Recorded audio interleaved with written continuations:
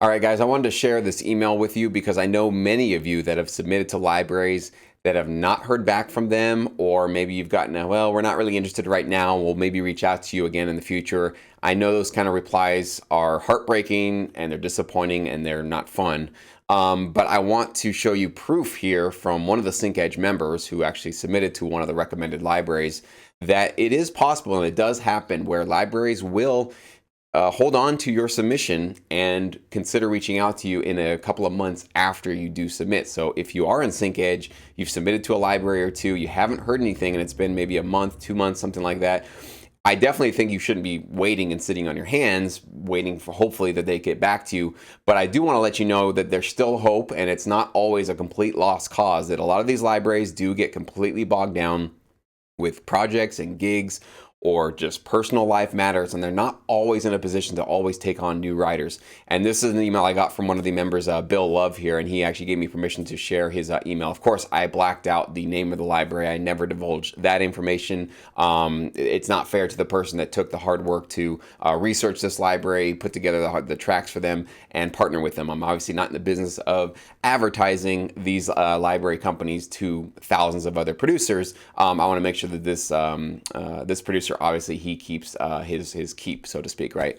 So let me just go through this email real quick. Hey, Jesse, I wanted to let you know that I got an offer from a music library I learned about from your SyncEdge program.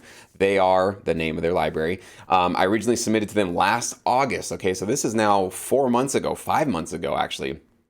But at that time, they were not taking any new submissions, but they said they would hold on to my link that I sent them and review it again after the first of the year, obviously after the 1st of January. So earlier this week, I was about to resubmit my tracks to them to see if they had a chance to listen to them. And then on Wednesday, I got an email saying they really like my tracks and they have a few albums currently in production, which they could use my talents. So he's already off and running. They already have a place for him. There's already a purpose and a need for his particular style of music for this library. So Bill, you're doing things the right way. You're definitely following the structure, the instructions, and the guidelines that I put together for you in SyncEdge. So good for you, man. The information I got from you in SyncEdge was really great. It really helped me zero in on a music library that fit my style of music. One thing that this library mentioned in their submission process, that if you play live instruments on your tracks, you would have an advantage.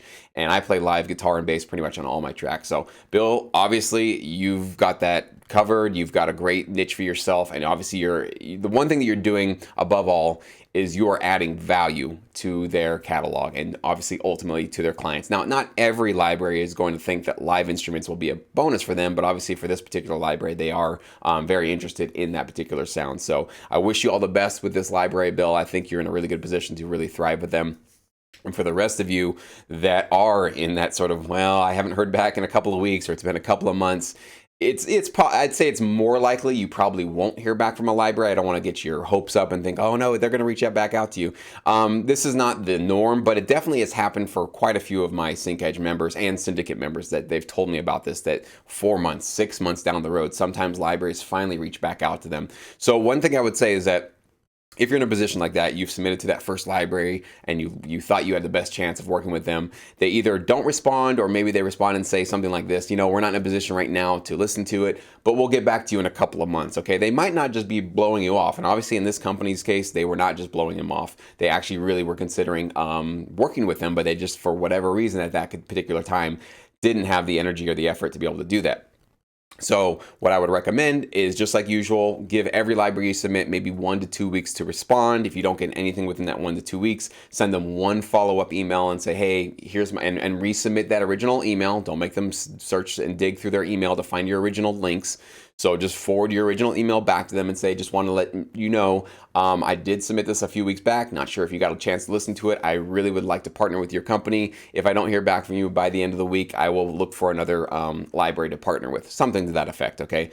If at the end of that, I'd say just give them 1 week for that follow-up email. If you don't get anything back from them, then it's time to safely move on to the next library. Now, 3 months later, that first library, let's say they come back to you and say, hey, we were just really busy. We'd want to work with you. We love that music.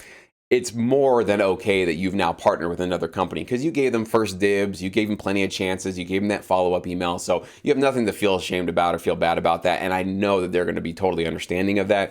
But what you should do at that point, if you still want to work with them, is say, you know what, that previous album is now spoken for, it's with another library. However, I would love to work with you. And if you want more music like what I just composed, I will create a new album for you. And so hang tight, let me go put that together, or let me know exactly what you need, and I can go do that for you. So then you can basically start creating that relationship. So sometimes you kind of kick the door open and it's just not the right timing for that company, but months and months down the road, you might find out that now they're in a position to be able to work with you. So never give up hope and never just completely write off a company, because you never know. You might get an email like this a couple of months after you initially submitted and realize, whoa, I can now work with this company. So I wanted to give you guys a little bit of that hope, a little bit of that optimism that it certainly can happen in the licensing business. So that's all for today. We'll see you guys in a couple of days.